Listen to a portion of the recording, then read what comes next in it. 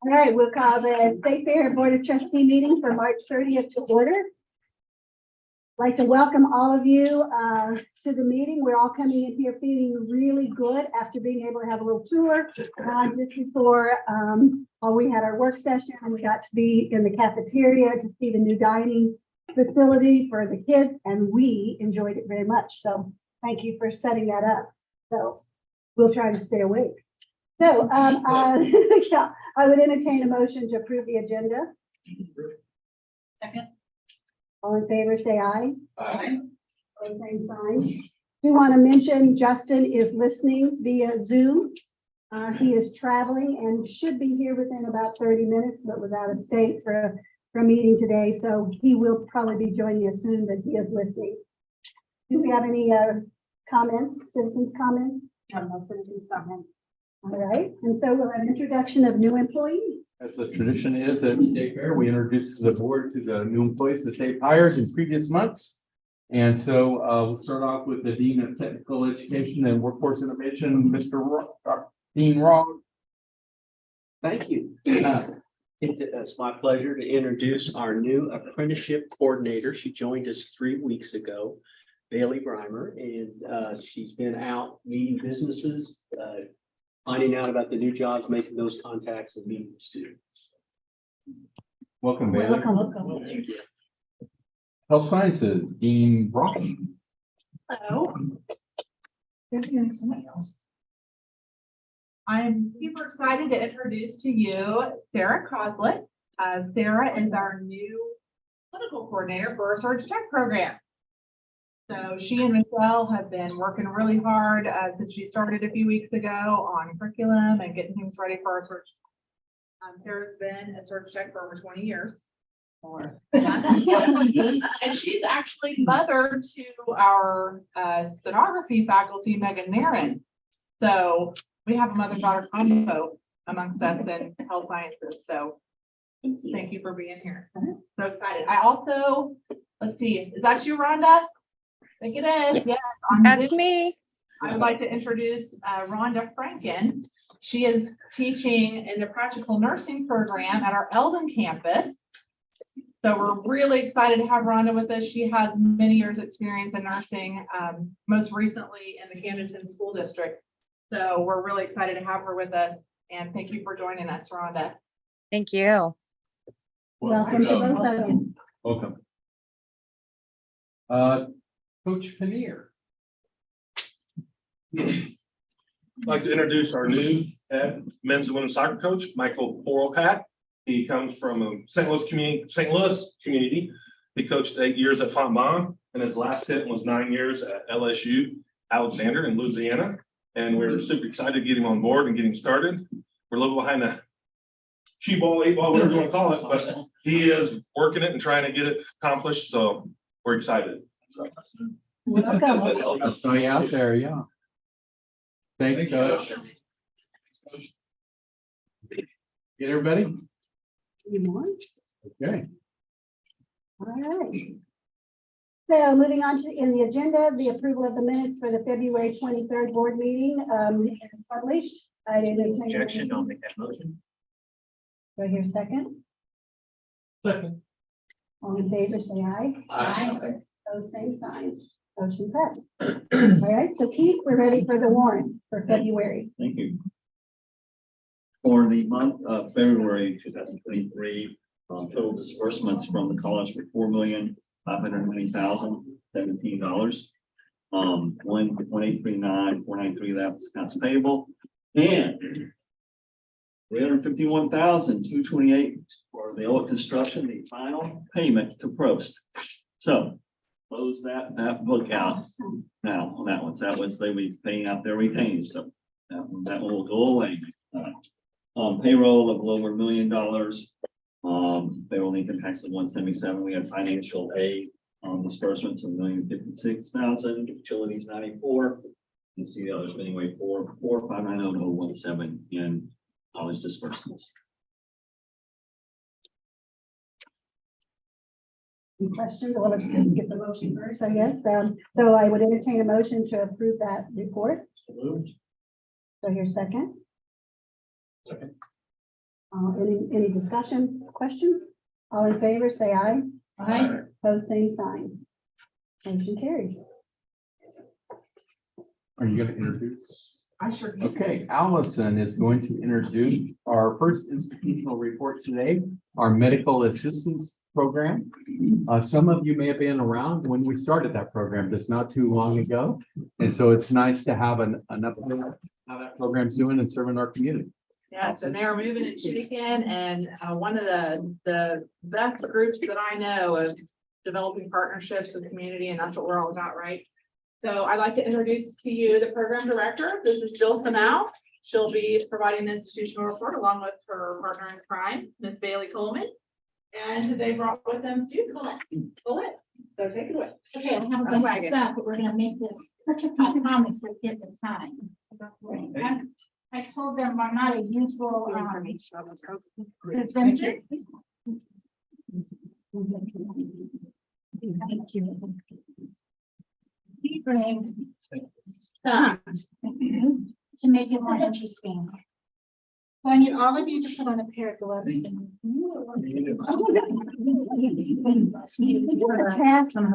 the task. Thoughts? Yeah, you guys who I'm taking for that? Well. You're taking them. You don't. Big amount of stuff, we'll take them. I need a bigger size. If they don't fit, Already had a pull out if they don't fit, you don't have to do it. I need one volunteer to put on a gown. Anybody want to put on a gown? I saw Tom raise his hand. Thanks, I appreciate it. So, this is your people over there like a parrot. We still pass on the motion, I figured. Yeah. Good job. Yeah. And then we have that product. We forgot to give the dog. We should go ahead and sit down. We'll Okay. tell you about more of that in a minute. Hey, Tom. Well, say that. Got your glove on? Medical assisting is just 2 semesters. We have an August start and we have a January start. The January starts noon. They offer the program in Boonville, Clinton, and the Lake. Have a couple ideas for the near future and maybe a couple other places. Our program is mobile. We can pack it up in a wagon and pretty much go anywhere and teach medical assisting. Thankfully, we don't have to do that because we have supplies at each location. Some of those supplies are too big. We did not bring those today. Students have online coursework and then they come see us for 4 hours a week. So depending on which location, they come see us that day. And for 4 hours, they learn to give shots, draw blood, clean ears, do all these sorts of things that we're going to be showing you. So they love it. They love it because they're free to work. They can do their online coursework, but they know what day they come and see us. And it's for the whole 2 semesters, every Tuesday or every Friday or every Saturday, depending where we are. So we thought rather than like give you a long explanation on what medical assisting is and does, we'd show you. So here we're going to start with Bailey. I told them they're my banners. So Bailey, you can start. So my favorite lab that I get to teach is actually the urine lab.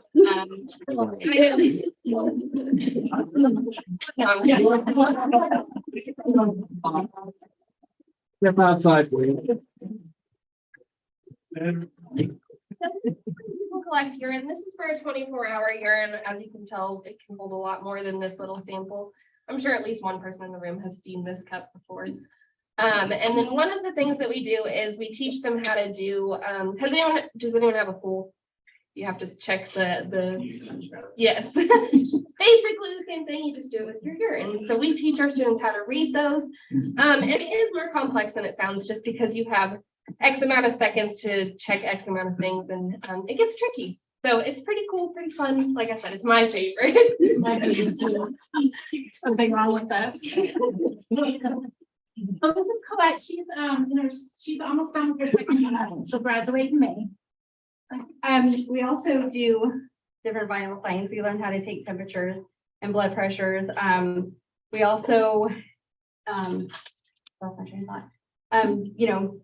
pull socks, be able to, room patients and get to see them. So They learn respirations and pulse and manual pulse. We learn everything manually in the medical assisting program. I don't know about you, but if you put an electric cuff on my arm, it's gonna be dry. So we learn how to do everything manually, because most clinics prefer that now, even the pulse and everything, they learn it to do. The first semester, our students learn all about EKG. They learn to place, I didn't bring anybody to do these on, but they learn to place the stickers and then place the leads. Thanks to the enhancement grants, we have a laptop where we plug it into, actually this one's a Bluetooth. All we do is turn it on. The computer picks it up and brings us the EKG so we can look at it. And then we can change it to different leads that we can read. They actually learn how to read the different readings and recognize arrhythmias and all those things. At the end of the first semester, so just 8 weeks, they take a credentialing test for EKG. So Colette, she's an EKG technician. She's also a phlebotomy technician because we do that second semester. Blood work, like she just mentioned, phlebotomy, that's another thing that we do. Our students had that for that exam 2 weeks ago. That's another fun one. The students really like the phlebotomy aspect of things. So one of the very first things we teach them is how to put the tourniquet on their arm. It's not overly pleasant. I probably won't do it to anyone. I guess I can do it. But we teach you how to put that on properly. It gets pretty tight. And there's more to it than just wrapping it around the arm real quick. We teach them about the different size needles that they can use, both for drawing blood and for giving shots. And then there's also different tubes that are required for each type of lab that they do. And you can tell by the top what is in the tube and what labs can go in it. So that's another thing the students start to learn in their first semester, actually. We have them learn on this fake arm first. We do have them learn on a fake arm before they start learning on real arm. So that's And I thought I heard a couple of you say like the ear, to get your ears clean, so we clean ears. That's one that a lot of people enjoy, you know, and not really, but, yeah.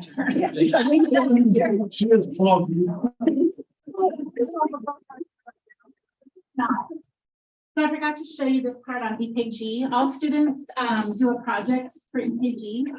They actually put everything on here that they really need to know. We have Colette here. She probably has done, she did this one. It was the most creative one yet. The way she did the different things, the stickers. She has a little skeleton here at the top to hold the little note cards. Anyway, they use these then to study for the exam. I'm gonna do it here.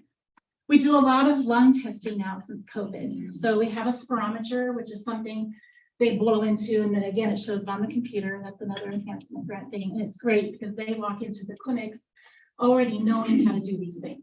You know, so we have the equipment they need for when they walk in, they recognize it. Oh, yeah, I can do that on a patient. I know that machine. Oh, yes, I know how to run a urinalysis on this machine. It's wonderful for them to go and be like, yeah, I know how to do that.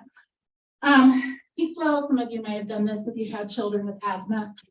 But this is something we teach them to do as well, where you stand up straight. I'm not going to do very good because I'm winded, but here we go.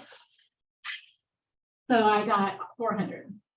So then there's a chart where you would look at my age and it would tell you my age and my height. And it would tell you if 400 is good or if I need some attention on my lungs. So we've been emphasizing this a lot since COVID because everybody seems to have some kind of lung issues now. So the doctors are paying more attention, asking for more simple tests, but then they can go on and make a diagnosis with other tests. Oh, this is my Chrissy doll. Some of you may recognize it. Another thing we teach students is how to work with pediatric patients. Most of the time it's on a little doll. I just so happen to have it. At the time she was 8 or 9 months old, so I just brought her in and let her be the patient. So that was kind of cool that my students got to work with the real pediatric patient. But they learn basic things like how to do head circumference. We could stretch her out. Well, maybe not her, but we could stretch another doll out or a real infant to get their height, and teach them how to do weight and how to do calculations on dosing medication for those pediatric patients. The last one I'll show you is the biohazard. They teach us how to dispose of, you know, needles or anything sharp correctly, or if it has blood or, urine or anything on it, how to dispose of that properly. So, Okay, last one we're gonna show you, because I know time is getting there. We do a lot of eye exams, especially for kids doing sports physicals, where we actually, cover your right eye, cover your left eye. But we also do, there's some doctors who are designated to do flight physicals for pilots.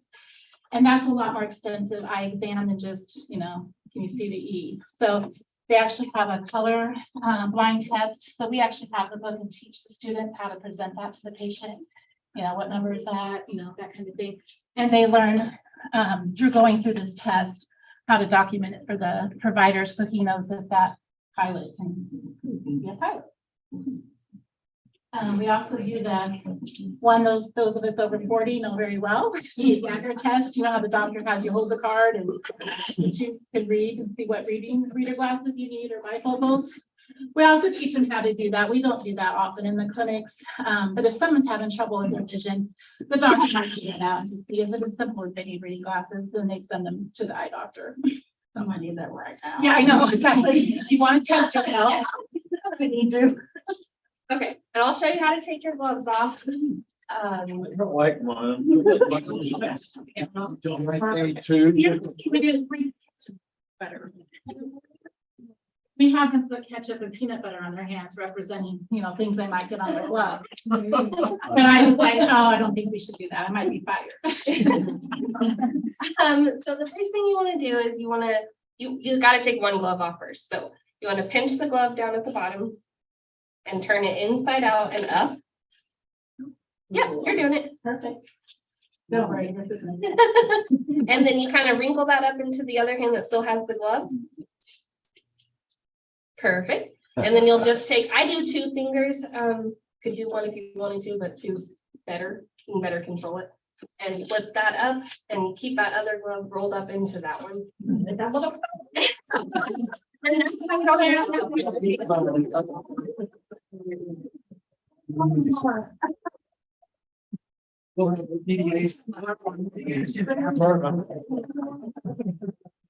Hold on. Yeah, if you still had your gloves on, you could also take your gloves at the same time and roll it into a ball. If there was ketchup and Right. peanuts in there, how would you take it? You would find where they're. Pull it off. Inside out, yeah. Good job, Tom. I'll be. Thank you so much. Jill, what's kind of placement results do you have with your students? Oh, right now I have clinics calling me almost not every day, but at least twice a week I get phone calls and, do you have anybody we can hire? All the students right now, semester, all but one have jobs already. Colette, sorry, we did have one more thing. Colette's gonna tell you about that really fast. Go ahead. public speaking isn't my thing, as you can see. Yes, I work with the pediatrician in Camden. I love that I can do my schoolwork at night when I come home, and then on the weekends, it is hands-on. I'm more of a visual touching, seeing how things work. So I enjoy going on the weekends, being able to, hands-on, but it also works with my schedule, with my kids and with my husband and stuff. So it's nice to be able to have a program that I don't have to be at school 5 days a week.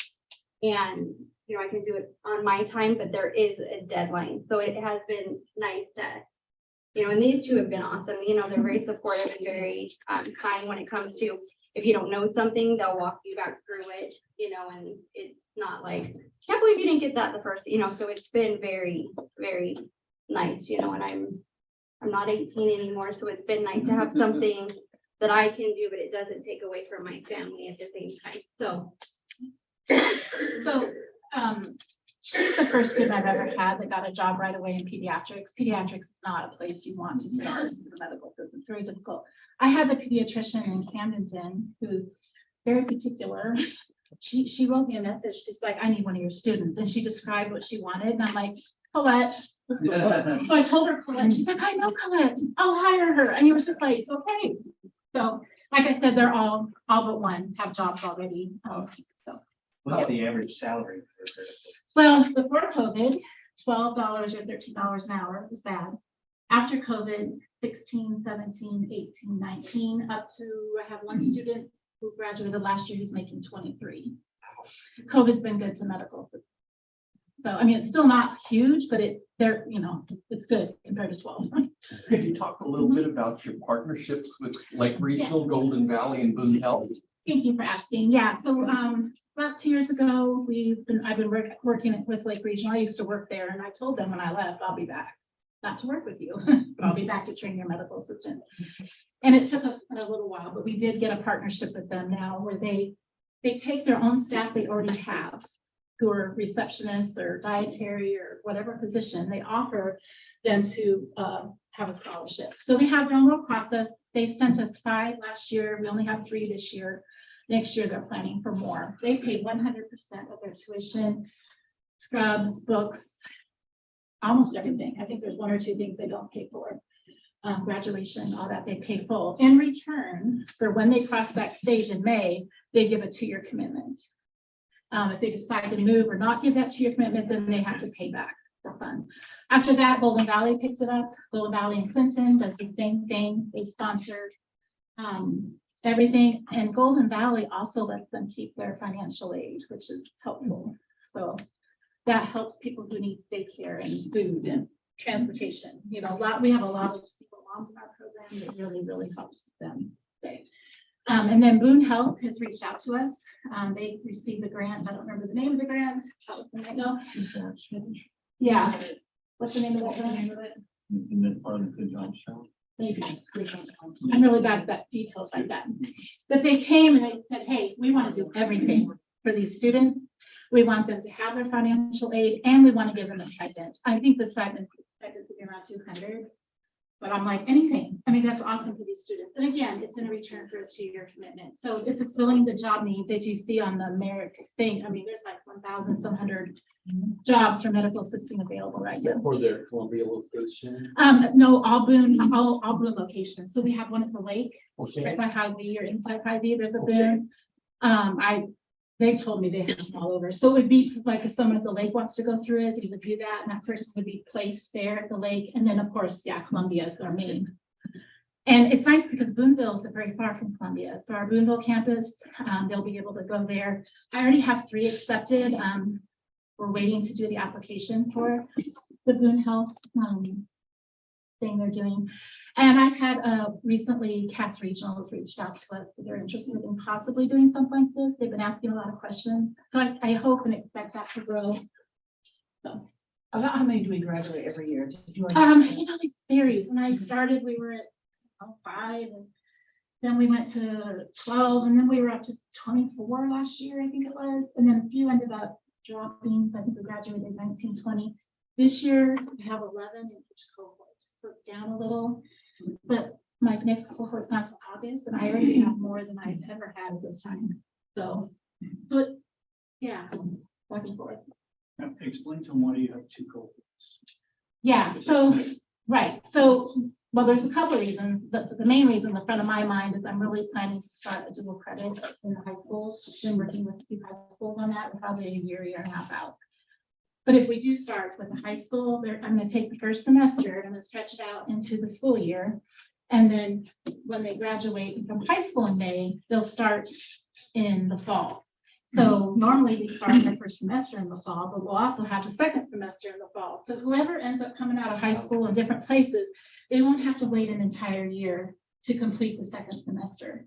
Also, we had the hospitals asking us, we need more than once a year. This isn't working. So I'm like, okay, we'll just do it twice a year. And they're happy with that. Lake Regional especially. They're gonna start putting people in.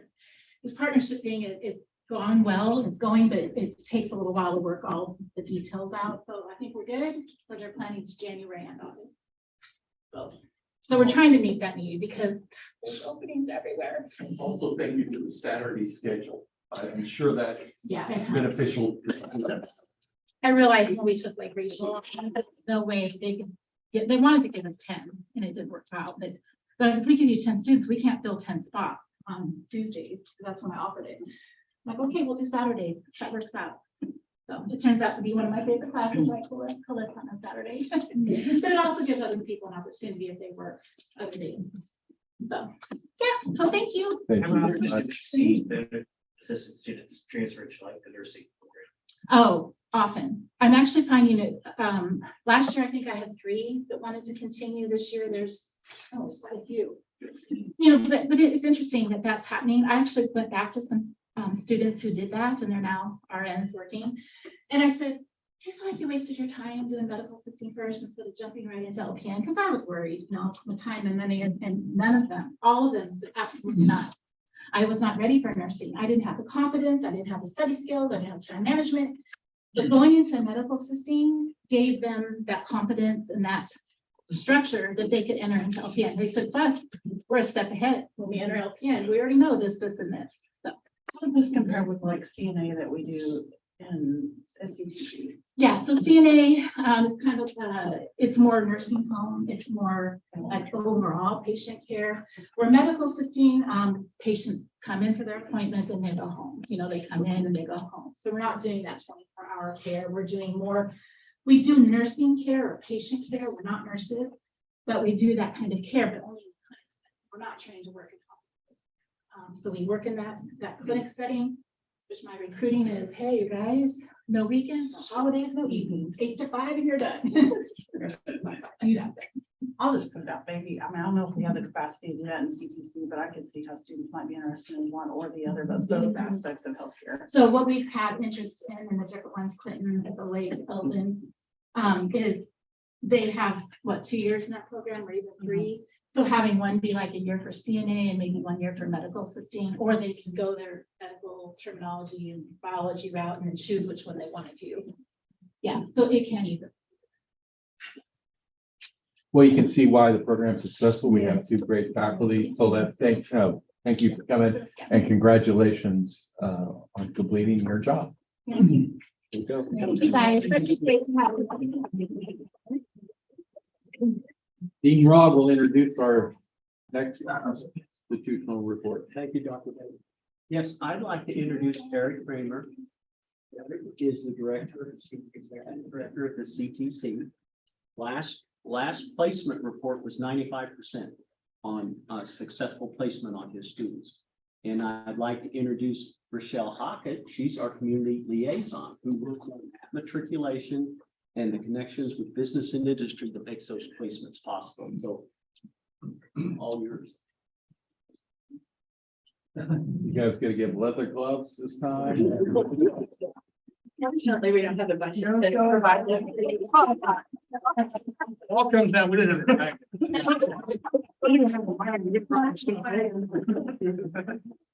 I have written it down. We're gonna get a wagon and we're gonna do better, so. Those young ladies did a phenomenal job. Here, you want me to share with you? Sorry. So it wasn't, we're here to talk about what activities our CTC does along on a secondary side, along with partnering on the post-secondary side that Rochelle's in charge of. The best thing I can say is she's been in that position almost 3 years now.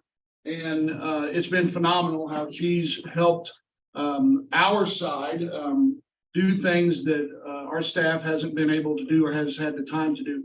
She's really stepped up and bridged that gap. She's helped our students realize what they have available on the post-secondary side, and she's really worked hard on streamlining that transition between the secondary and the post-secondary side. So just for example, again, some of the activities that we do 8th grade tours, we do sophomore tours. We have currently 5 CTSOs that our students can be involved in. That's FBLA, which is Future Business Leaders of America, FCCLA, that's what we always knew as the facts and stuff, Family Consumer Sciences, HOSA, which is the Health Sciences, Skills USA, which is your technical sciences, and we have also National Technical Honor Society. So a lot of your high schools have the Honor Society.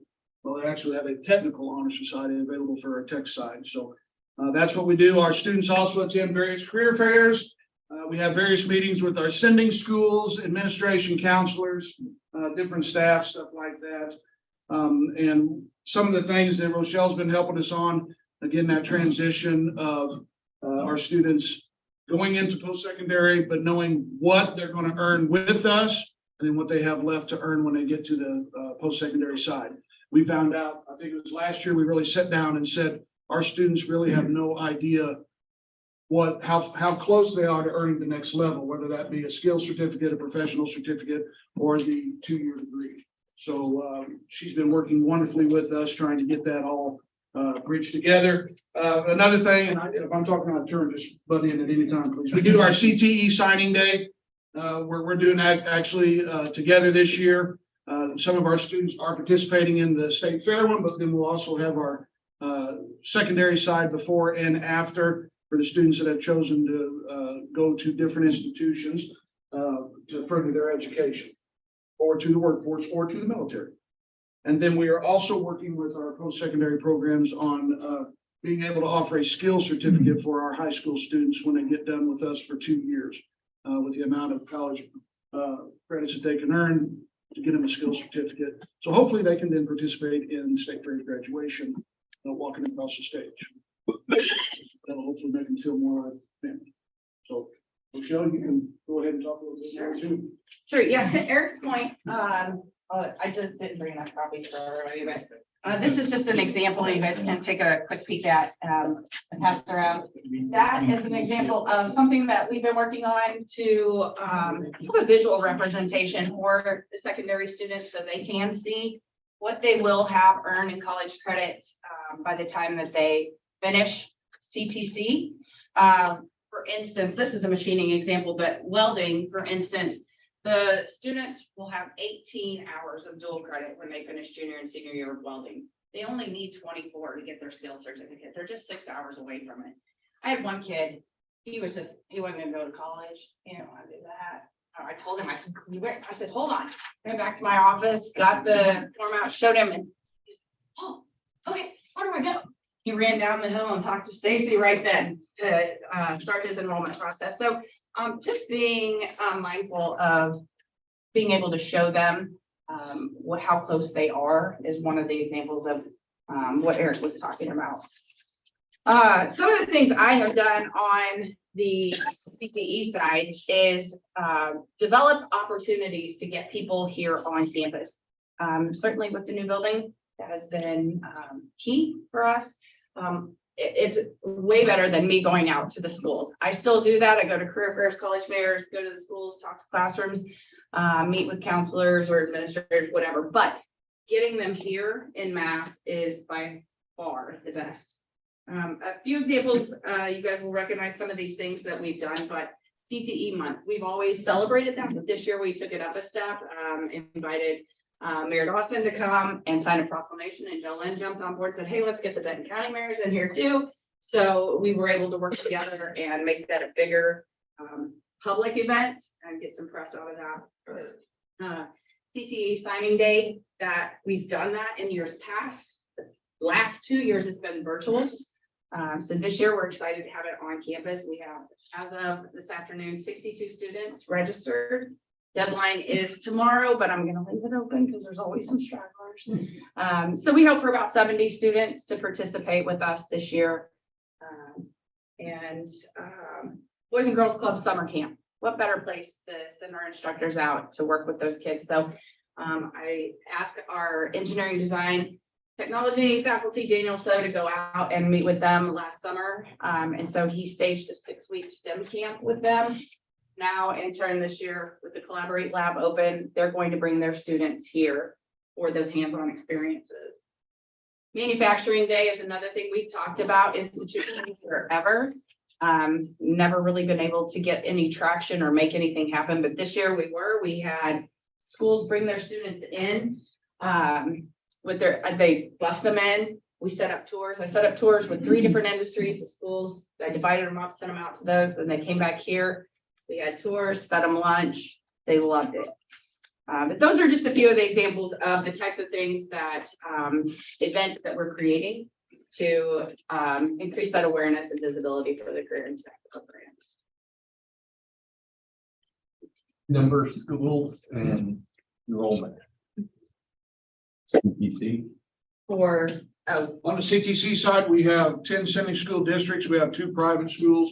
We're actually going to probably get a third school down in Cole Camp. The Lutheran school is adding a high school to their section. So that'll be some more. So we're getting close to 15 total schools. Our average enrollment averages around 230, 240. What's your capacity? Our capacity is 275, 280. What's the most popular programs? Most popular are welding, automotive. Right now are our two biggest ones. Those ones that have the longest wait list. How long are those courses? How How long? long does it take? Two-year program, yeah. The only one-year program we have currently is health occupations, and we're trying real hard to figure out how to make that a two-year program with one instructor. And a lot of other career centers have 2 or 3 instructors for a two-year program, so we haven't got there yet. Are you able to talk to every student? Are you able to talk to every student? That comes through on tours, is that? Yeah, sorry, like all those CTC kids, because I'm just sitting here thinking, as close as they are, and their parents probably have no idea, right, how close they are, like the school exactly. right. At this many hours, and you just needed that little dab more, and so, I'm not saying you should be able to talk to every kid, I just am thinking about those parents who don't know, and if they knew where their kid, oh, well, let's do this. That's one of the ways that, I'm sorry, Eric. No. That's one of the ways I partnered with Stacy, the counselor, his counselor this year was, she gave me a list of all the seniors and the programs that they're in. And I went around and sat down with each one individually and asked them what their plans were, talked to them about options, just tried to dig a little deeper when they were just like, I don't know, or I'm gonna go to work or whatever. And I said, well, what do you like to do? Or, so we were able to capture some gold there in data and transition a few kids, I think. And that's our ultimate goal, is to get this out to parents and sending schools in some kind of a publication format. So like this here, this is just an example. So it's nowhere in stone. It's, this is just something that was put together, and we're like, okay, we like how that's looking. Now let's start to, finalize a little more. But yeah, our ultimate goal is to be able to provide something to our sending schools and parents that says, here, whatever program you choose, you can look right here and see how close you can be. And we have lots of potential here too, and these two, I'm putting these two on the spot, and so we're just starting to work, but what we really want to do is align every one of our CTC programs with our courses exactly and get them. Ideally, they would graduate with a certificate. Then we would add to that, their own graduation type of thing. So we're dealing with parents, we're doing what you're talking about. We're marketing, showing them that they're this close to the next, that truly the building blocks towards degrees and trying to recruit and do that. But the CTCs are all a little different, but with Eric, these two's expertise, we're going to work some projects to do that. Just like you heard Jill talk about the health science and put it in, that's part of some plans we have as well. So hopefully one day I'll get to bring something a little bigger and show you some plans I have. That ties into all these pieces that these folks are talking about. So we're focusing on how we can get dual credit of all types and make that a bigger push for us and tie some things together. So, but you see the kind of neat things that are already going on. How do we just continue to make that better? I do try to get in front of those students, especially in my building, because I'm right there. They see me day in, day out. I pop into the classrooms and try to build relationships with them. And that has turned a few heads as well. The students are like, oh, I'm going to Wyoming to welding school. Like, let's talk about this, let's talk about A+. And yeah. So just being able to develop those relationships with the students has been super helpful. Anytime I can get a hold of the parents, that's gold too. So, because again, the thing is, we need to show them that it is like a scholarship, but it's already paid. This is how much you've already got, not what you will get. This is the value that this certificate is worth to you. And that's what we need to. So whether they come here or not, they need to see the value that State Fair gave to them. So Well, that's things the change kind of so things, fast, yes. parents can't keep up. Like, So even if you're trying, you just, Yes. so that was awesome. I love it. So another thing that we have done was get a social media channel. We have Facebook and Instagram on the tech side. And we try to we follow businesses, we follow all schools in the area, even outside of our area. Anybody that we have a relationship with, we invite them to follow. We're always trying to put little peeks into what's happening in our labs. We share each other's content. That's helpful as well. What's the process here that the kids go through as far as the protocol, of whatever application process, taking them from a student in a high school? The process we currently use is we go out and we do a recruiting session. In the past, it's been our counselor. She would go out, take a staff member or two, talk to the group of sophomores, is what we talk to the entire sophomore class. And then we come back, we hand them out our booklet that Marcom puts together for us. We come back a couple weeks later and say, now, which 2 programs have you chosen? They would then take whatever certain entry test is required for those program areas. And then the counselors would come in, and then we have a slot meeting. Then the counselors say, I need, I have this, my students are interested in this program, this many students, this many. And then it's all based on whatever scores they earn, which is based on attendance, grades, discipline, test score reports and all that. So it's about a 3-4 month process. So it's actually a process. It's not just, I think I'm gonna do that. Right. It's Yeah. actual. Now, we also did bring I should have said this too, once we go out and do the recruiting, the sophomores choose 2 programs they're most interested in. We then bring all sophomores on campus, and then we allow them to go into the 2 programs they've showed interest in to really solidify, is this what you're interested or not? And then if they say, yeah, I'm good with this, or if they say, no, I don't think I really like either one of those, then I guess then the testing comes after that. So they can say, okay, I'd rather test in these 2 areas. Do you ever do any recruiting out of automotive shops or factories? For our CTC? For our students to get there, No, I mean, is our CTC program, is that available to? it's ours, not for, in high yeah, school. for me, it's just, I've seen yeah. it's a dual Oh, credit. yeah. It's a dual credit. we're trying everything we can to get them into the shops. Or into the college side of it. Yeah. I missed that connect. I apologize. Do you ever do any follow-up as far as how many years after their program, what they've been able to accomplish, if they've kept true to what they've learned with CTC? Have you ever done any of that? We have not, but that is something that's on my goal list, is I want to start spotlighting students like 5 years out, 10 years out, and say, what have you accomplished, using this skill set, or, stuff like that. We have not done that. We usually do our 180-day follow-up, but beyond that, we really haven't done anything. But it is on my goal list. Yeah, it's a very, I know, I've Yeah. It's a big list. Yes. It's like a honeydew list. Yeah. Never ending. Thank you. No problem. Thank you so much. Doing amazing. Make sure that you guys know that you're invited to our signing day. It's April 19th, 10 a.m. It starts at 10 a.m. in the Thompson Conference Center, and we'd love to have you guys as our guests to witness that and meet the students. So What time did you say? 10 a.m. It's going to be an all-day event because our CTC side, the secondary side, will start at 8:15. So that'll be the students, obviously, again, that are, not coming to State Fair. If they're going somewhere else, workforce, military.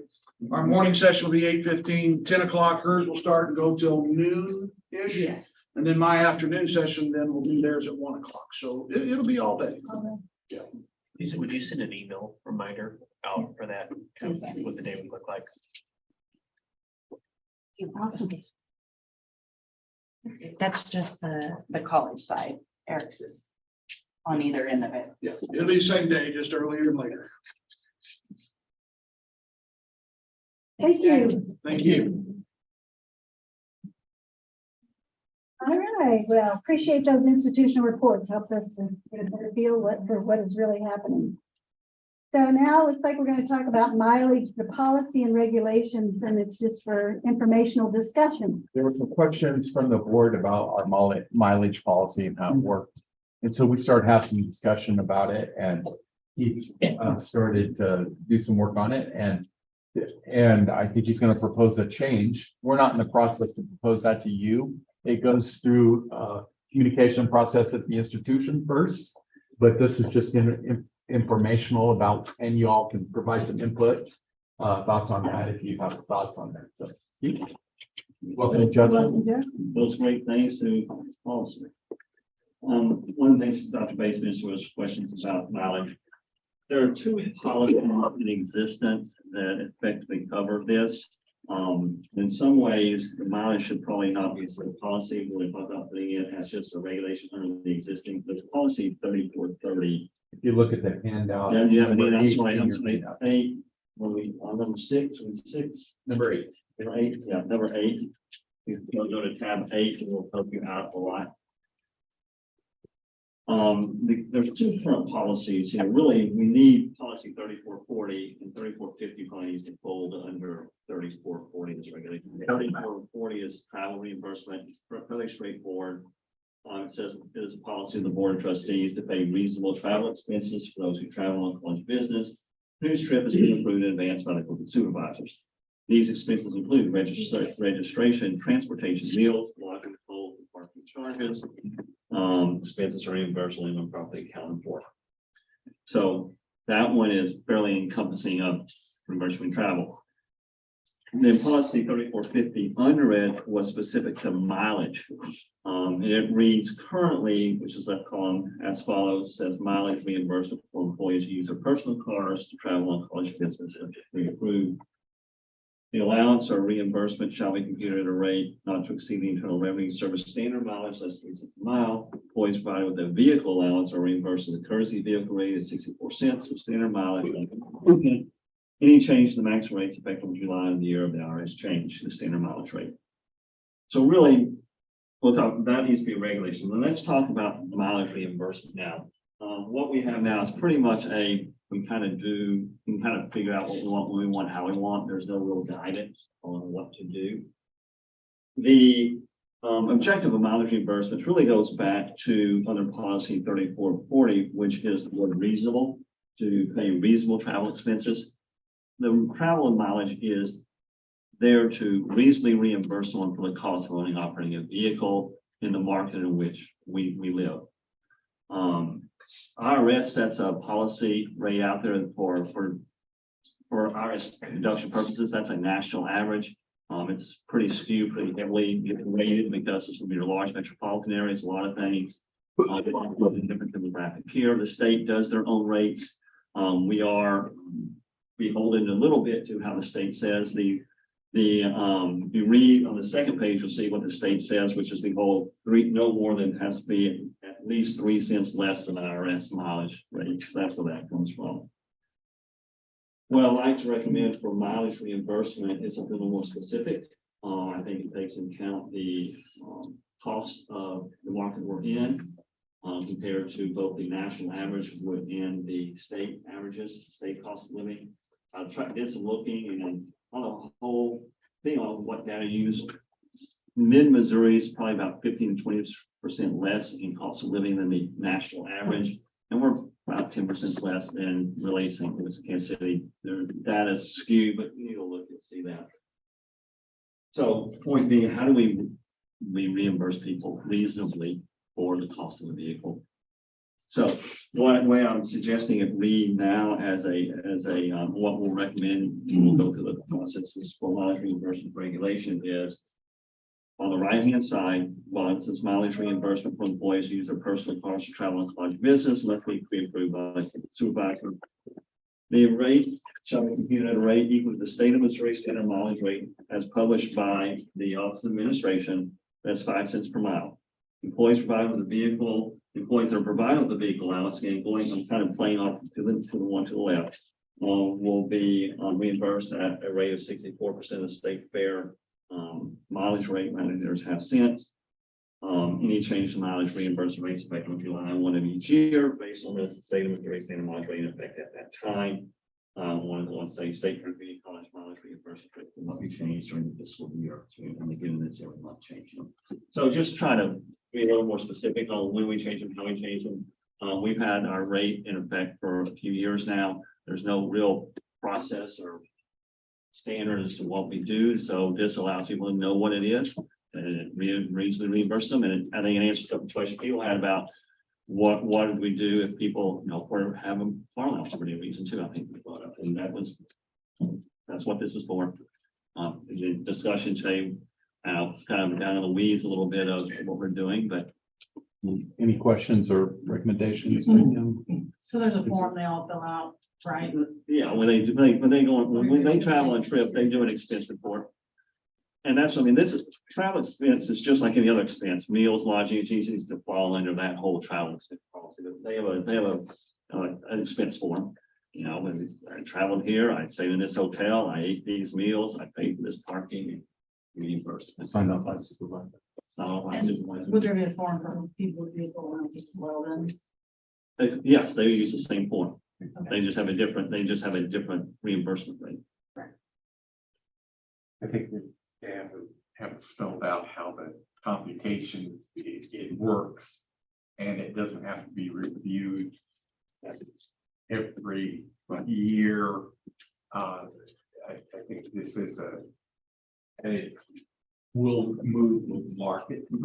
We'll have market mobility.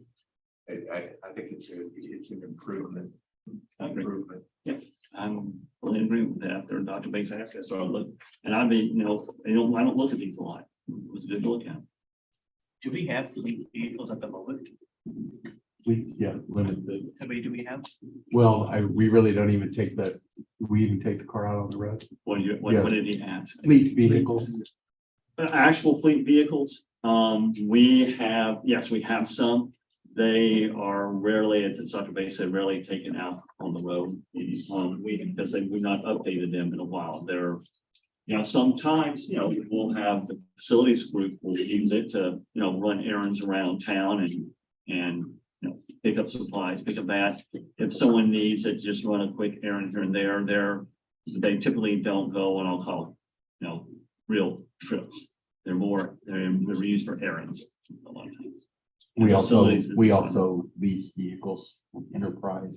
Yeah, the main thing we like, people that are traveling, we do encourage them to get a lease car for a lot of reasons. It's cheaper for everybody and from an insurance standpoint, it's better for the person. Well, So the encouragement means it's still their option. yes, it is still their option. We give them guidelines to use professional judgment on. For one reason, we are not always able to get vehicle to rent in this market, given the size of the market and the availability of rental vehicles in this market, which makes it difficult to have mandatory. Yeah. So, and we do trust people's judgment, and we give them guidelines. If you're going to travel this much, see if you can get a vehicle, but I can't, mandate it when we may or may not have vehicles available. Is difficult. When Richard was talking about the mobility, what exactly is it that's defining the mobility as far as the fluctuation, the changes, the operations? You mean as the market changes, if the IRS changes Yeah. or the state changes their rates, because we're maybe at a peak right now for all we know. May So not it's be. tied to the state rate.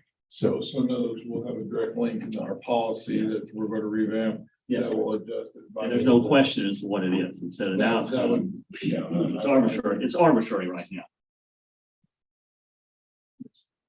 Would we attach to the state? I mean, you made reference or some. Yeah, we're attaching it to the state rate. Okay. That's the gauge. And so it moves with that. One way or the other. Anything else?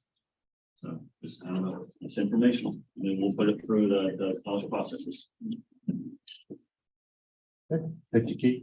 All right, so now, looks like, position approvals for the year 2024. Rachel or? Yep, I'm here. So tab 9, you guys have the position list that time of year again. So these are all our full-time faculty positions, exempt and administrative. So the official word is pending final approval of the FY 2024 budget. It's recommended that the Board of Trustees approve the full-time faculty, exempt and administrative positions as presented, and the new positions listed at the bottom of the blue, which have been included in the FY 24 budget and development process. So this is one step in our year-long budgeted process that seems like we're talk about all the time. So these positions reflect the current positions at the college, with the exception of the blue ones, which are new positions. So these came out of program review and were justified through data, through outcomes assessment and other factors. The deans and other folks on ELT brought forward the recommendations. We had several long discussions about it. These rose to the top of the priorities for additions to our budget.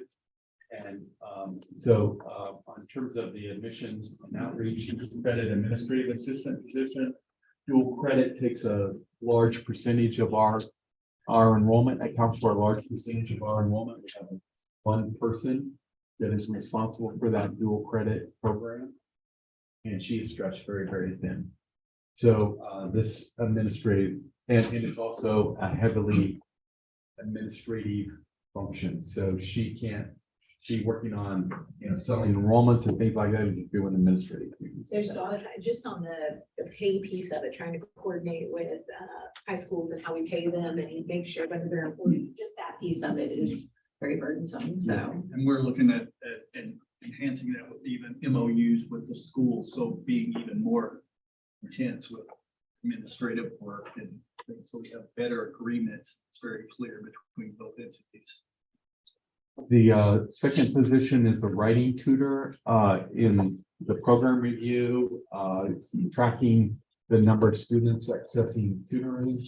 The online writing tutoring has almost doubled over time, and in addition, there was a 150 student increase in demand for the writing tutor. So we just can't meet that demand. In addition, we're working, Dr. Murders and his team's working on a project to move from mandatory placement to where we're removing that requirement. So right now, students have to test and they have to go into the class where they're tested too. Best practice today is to remove that and you put things to prop up students for their success. And so colleges take away that requirement, which is an impediment to student success in many ways. And we've studied it. We have the data to show that our students are going to be successful removing this requirement, but they need some things to prop it up. So that there's two rationale for this.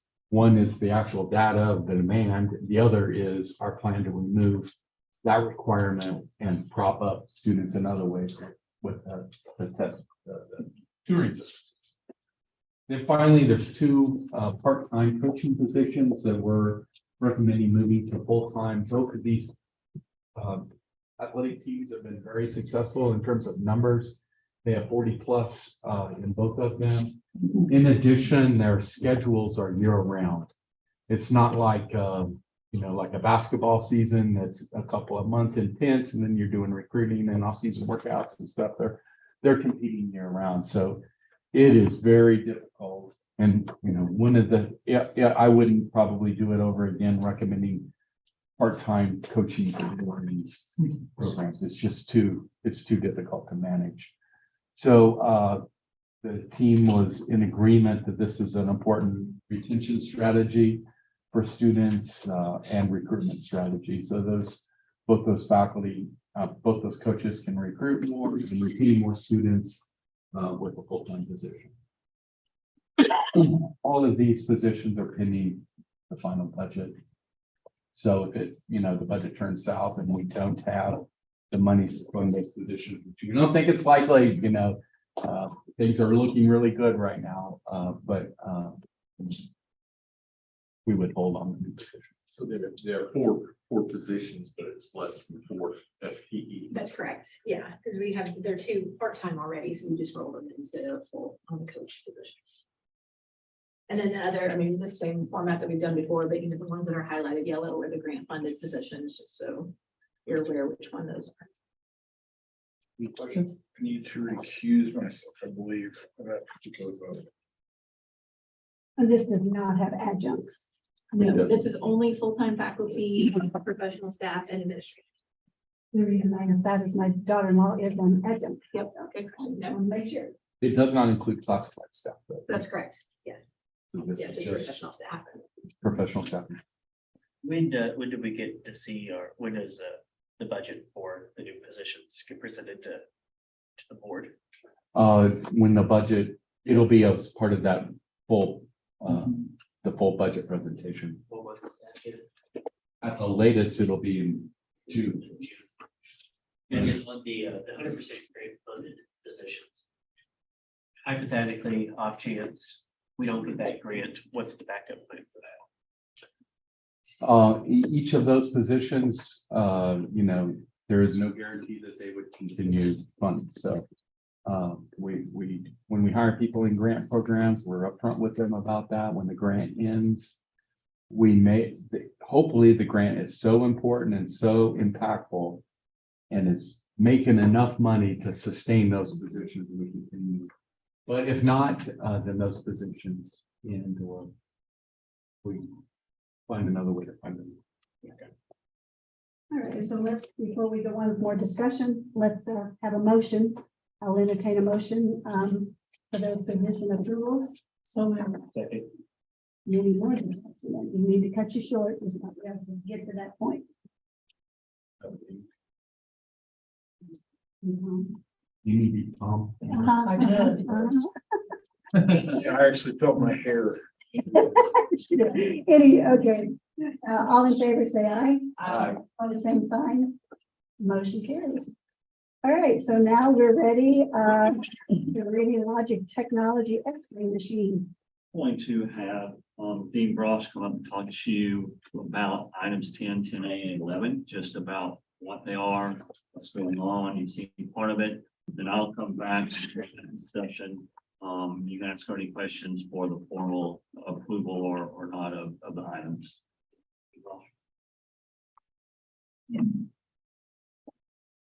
So we'll start off with the RadTech Energized Lab portion of the discussion.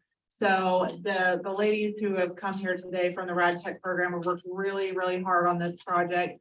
This was an unanticipated event. We have known for a little while that some of the equipment in the RadTech lab was we were limping along with it for a while, but really no way to know when the day would come that it would be interoperational. So I'm going to have Liz come up, if you would, and talk to the board about what has transpired since then. Thank you.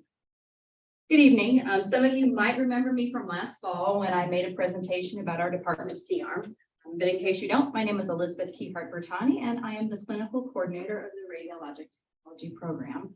Tonight, I'm accompanied obviously by Dean Allison Brosh of Health Sciences and Danielle Bamer, our program director for the Radiologic Technology Program. So in 2009, a refurbished GE Proteus room was purchased and installed for an energized lab. Our program director has conducted research, and based on the serial number of the unit, she believes it was originally put into service around 2000 or 2001. Unfortunately, due to its age, the parts to repair these older machines are not only expensive, but difficult to obtain. This current machine became non-functional in January, and that was after being out of service of November and December already. So at this point, the cost to repair our machine surpassed its monetary value. Our program accreditation requires that we have an energized lab, and currently our department is without it. Our only option is to purchase another machine to meet our accreditation requirements.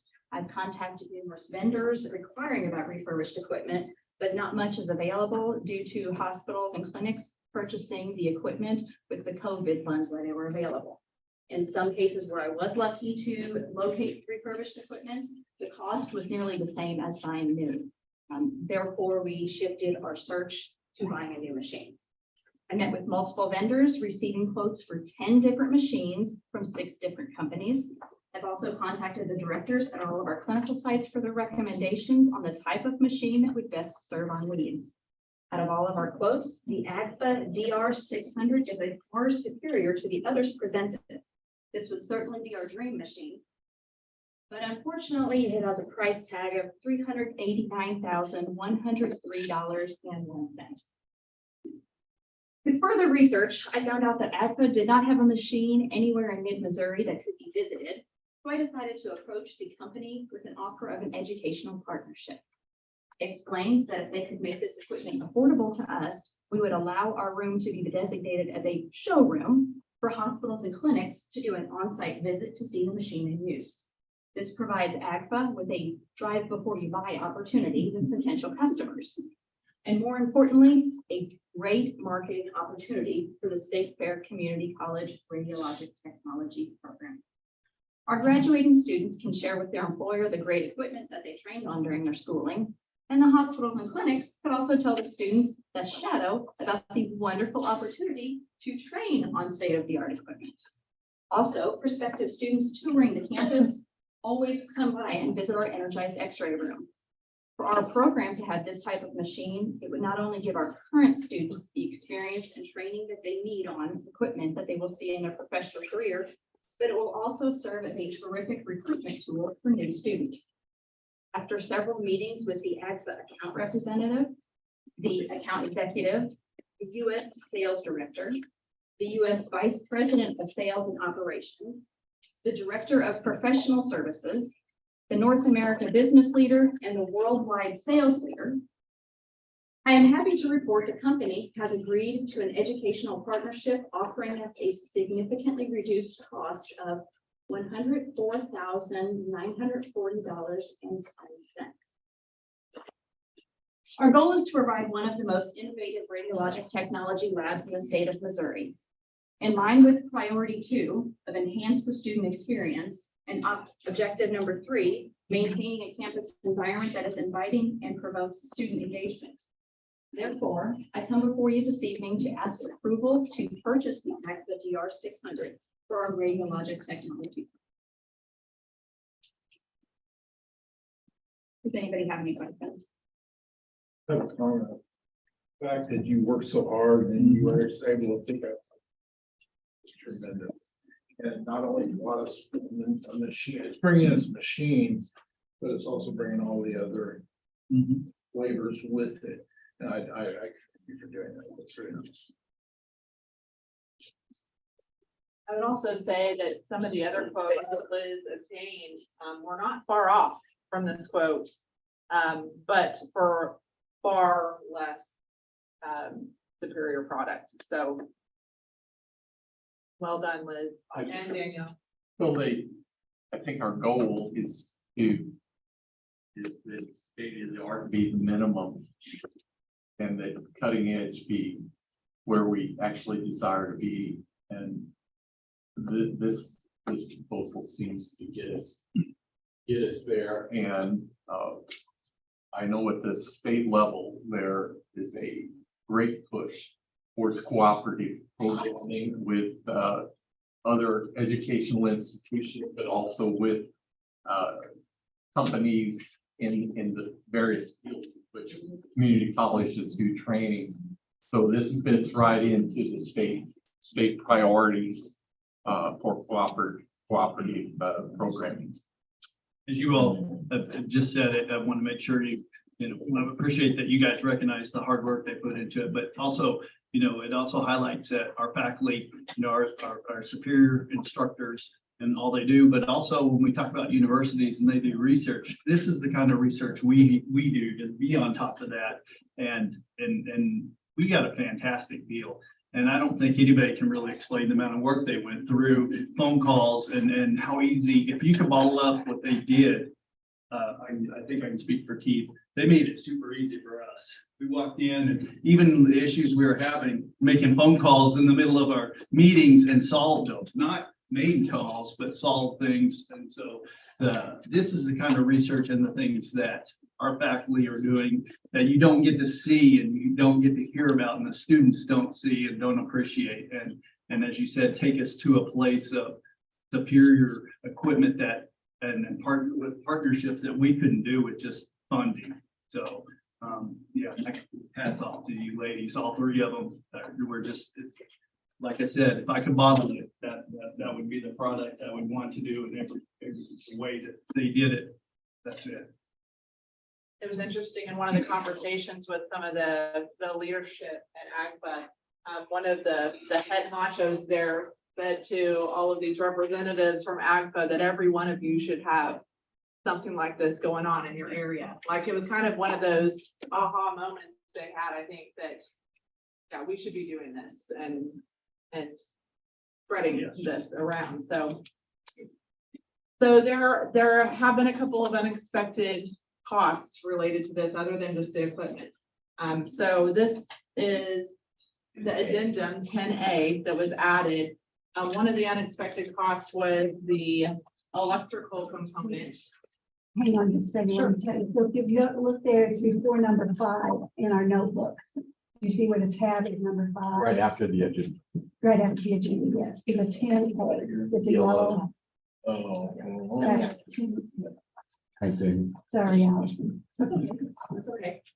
So in the midst of this and looking at what would be required for installation, it was discovered and part of it might have been some of the fielding reno, but that the wiring, the electrical is all really old and that would need to be updated for this new equipment. So 10A talks about the $55,189.20 to Corbett Construction, which was the low bid. There were 3 bidders on that. You can see that information under 10A to complete the electrical work. That also includes the flooring, new flooring in that lab space that you guys got to see earlier. So if we're going to have this brand new energized lab equipment, we want to kind of spruce up the room and get it to where it needs to be more of a showroom. So what questions do you have?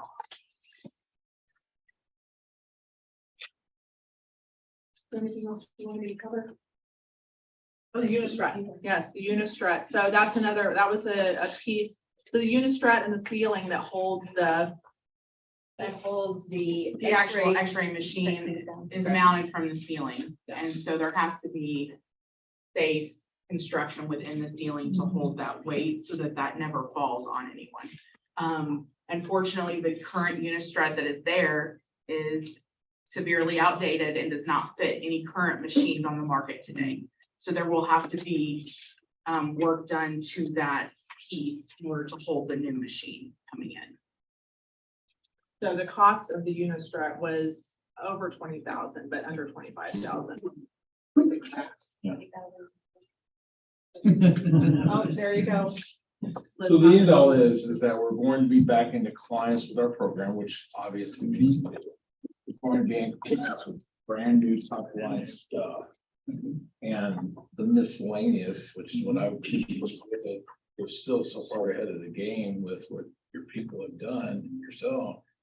That's a no-brainer as far as I'm concerned. And it's a recruiting tool now. When you have students come in, it's such a higher level of look. You can imagine new facilities and they can show it, organize it, as well as other potential companies that could hire our students or be associated, the other future advisors, those type of things. So it's just win-win-win.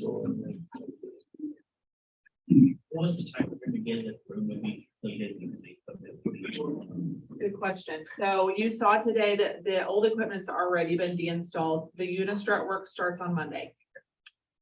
So we're hoping that the whole room will be installed and ready before Liz comes in for her summer commitment for teaching, so she can learn the equipment when she's on summer bump. Just a couple, but. AGFA is holding equipment pending approval. Yeah. And if we get approval, then we'll sign everything tomorrow. And they can start installation as soon as the construction bid is done. We're hoping to have that done by the end of May. AGFA can install in June. Installation is 2 to 3 weeks, and that does include 2, 3, 4 days of apps, which would be teaching Danielle and Natalie and myself how to use this equipment, which would let us have time during my time in June and Natalie's time in July to integrate this into our curriculum for the new students that come in August. I just want, I'll piggyback off of Tim and his commendation towards you. I mean, if you all remember just a couple months ago, she came to us, approved a piece of equipment for her and left the meeting to go make the phone call to buy it. So again. They're waiting, thank you yeah. for- I had to turn my phone off. They were texting. So $200,000 discount, roughly? Yeah. That's amazing. So 2/3 off. Yes, every time they would come back, this was many weeks. Every time they would come back, I'm like, I think that sounds really good. And Liz is like, nope, I can get more. And then we get to a point and I was like, oh my gosh, I would never have dreamed they would have went this low. And she's like, nope, they're going lower. They're for sure going lower. And I'm like, okay. And sure enough, she was able to get it down that low. And I was even shocked the night she called and said that. Understand that, our procedures, obviously, it wouldn't be sitting there if she hadn't also made a phone call and said, made that deal where she could have it tomorrow, if you all see fit to approve this tonight.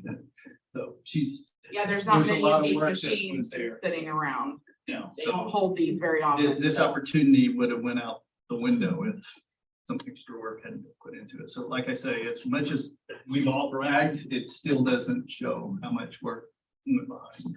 Well, I'm excited to see the next one. So. And we're hoping this sets them up good, so we can move on to some other. Yes. Not bothering you. You see harm.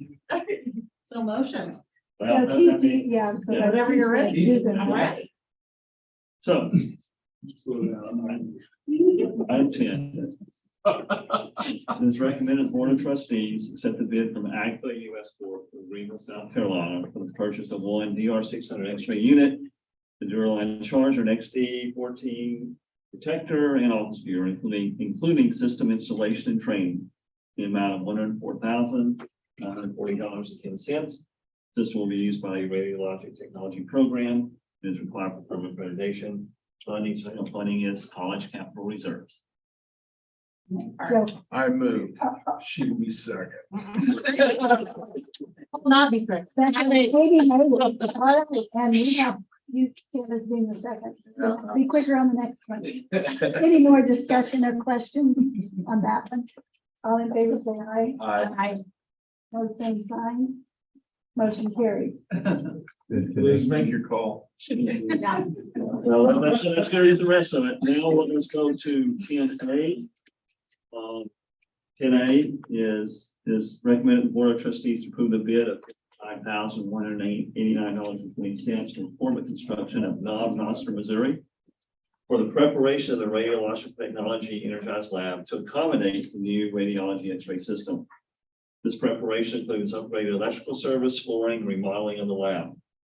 It is further recommended the VP Finance Administration be authorized to sign any and all contracts and agreements for construction necessary for the timely completion of this project. And again, funding for this project is capital fund reserves. So moved. All right, thank you so much. Wait a second. Second.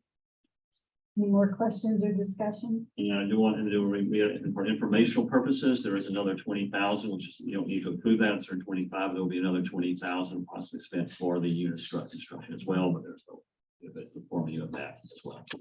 Okay.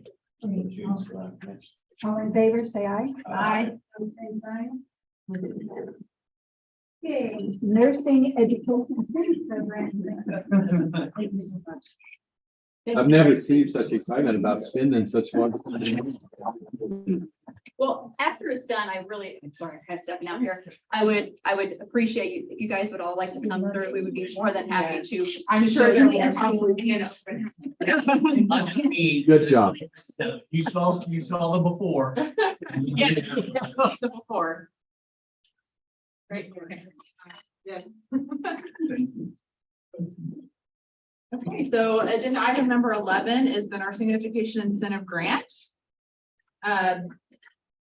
The last time we had applied for and received the Nursing Education Incentive Grant was in 2017 and 2018. It's an annual offering from the Missouri State Board of Nursing to nursing programs across the state for a different focus each year. So the Eldon Nursing Program, which was we assumed sponsorship, State Fair assumed sponsorship in 2014, came with a lab and an equipped lab at the time. And there was a simulator that came with that, a mid-fidelity simulator that was a few years old actually at that time. And now it's really old and it actually is losing its head. So we need to purchase and have needed to purchase a new simulator for that campus for a while. So this year we applied for this nursing education incentive grant funds. It's a one-time funding of $150,000 to proceed with purchase of simulation equipment for our Eldon campus. This will actually help reduce travel for Eldon campus students to the Sedalia campus because they've been traveling to Sedalia campus to do some of their simulations in the lab. So they will have equipment at Eldon campus that is very similar to what we have on our Sedalia campus. So that'll be reducing that travel. So we expect that the simulation experience for our Lake area students will be very comparable to what it is on Sedalia.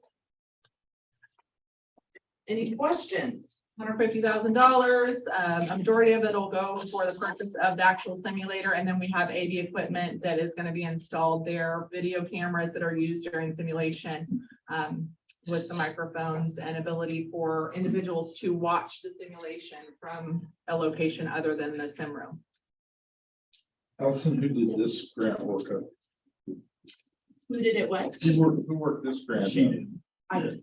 Along with She the still program did, you directors. did a great job, but you still it's $150,000. Yeah. Oh, that's very good. Thank you. Any other questions? Oh, yeah. So, I'll help with that. They did a much better job than these. So she mentioned that SSCC, Associated Degree Nursing Program, submitted proposal on the Missouri State Board of Nursing for the one-time award of $150,000 for the nursing education program. The proposal was accepted. It was therefore recommended the Board of Trustees accept the NEIP funds. $150,000 is awarded by the Missouri State Board of Nursing. These funds we use to purchase simulation technology equipment for the on campus nursing students, including the high fidelity CAE, Lucina simulator, the CAE Learning Space AV technology. As you mentioned, this technology will be consistent with simulation technology already offered on the Sedalia campus. It's further recommended that the board authorize the Vice President of Finance Administration to sign any all agreements related to the acceptance of this funds. Motion to approve. Right here, second. Second. Any more questions or discussions for either one of them? Not, all in favor, say aye. Aye. Opposed, same sign. Motion passed. Dean Ron, you've got quite the group to follow here. Yes, yes. I like Dean Ron, you toured the building, so you toured radiology and they spent some money. Now you toured the building and he's gonna spend some money. So I can tell you about 12 and 13 and what some of the plans are inside those cavernous spaces are. So the first item up is lab equipment for our building automation system. And kind of the way to think of it is right, smartphone, sensor monitoring, analytics, supporting technology, smart car. This is smart building. And this is really started in the industrial setting. It's some of the same sensors that they used in industry years ago. They've been lightened up and moved to commercial, but they're well on their way to being included in residential housing in the future. So this is the data analysis portion for the energy management, as well as those commercial chillers, virtual commercial chillers and those kinds of things for the commercial light industrial almost side. So this would be paid for out of some of the materials on the renovation budget on the Motel 22. Many of the equipment will come out of Motel 22. I can go into any questions in detail, but again, this will be the OMNIA higher education cooperative bidding. Train us bid all this through that purchasing collaboration. So certainly stand for any And questions. this is the equipment that's necessary to get that program up and running. Yes, and this builds on to the the simple residential HVAC. This is where you're getting into your energy control, building management. Eventually, everything comes into these systems. All the securities run through your building automation system, lights, air conditioning, your locks in some buildings that have gone that way. So this is that step in going that direction for that control of the built environment. So this really prepares students to go out and be employed. Correct. And definitely on the commercial side. And then we also are edging into things such as Internet of Things and the control, as Mr. was talking about, and how you control it from a distance, and then even secure. So this will at some point overlap into our CIS networking and things like that at some point, in the future. Look at that. It's very the automation side of that. To Dr. Berger's points, if you remember the Snooks, when they hacked into them and gained access to everybody's card, had that withdrawal of cash all over the United States and the world. They hacked in through the HVAC system. So Casinos have been done with the thermometer on the fish tank. Because their Wi-Fi and whatever, they hack in through that to get control of. So it's those type of controls, and then also the security is that. So that's where we're going these days. And this does include, we'll be able to have virtual chilled water systems. And it's just been incredible, the advances they've made in the chilled water system. That just attended a seminar on chilled water, and they make something that's such a simple technology becomes so high tech in the way that they monitor it and control it and operate as efficiently as it.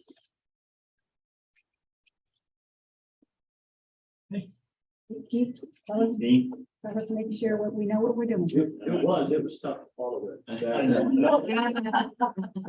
feel. So items 12 and 13 will start with 12. 12 is really commercial side, the HVAC program, building automation system. So it's recommended the Board of Trustees accept the bid from Train USA Incorporated of Lenexa, Kansas, for the purchase and installation of a comprehensive building automation system lab consistent with the NC certification of that lab in the amount of $499,000. This system will be used by the commercial instruction component of the HVAC program, as Dean mentioned, through MOEX sales, and that funding is already in place through MOEX sales. Motion to approve. For your second, Second. more questions or discussion? Aye. Aye. Those same sign. Motion passes. Item 13 is the installation of the residential portion of the HVAC program. It is recommended the Board of Trustees accept the bid from Train US of Lenexa, Kansas for the installation of the residential HVAC NC3 certified lab equipment. If the equipment was actually purchased last year with most sales funds that's actually been sitting in storage.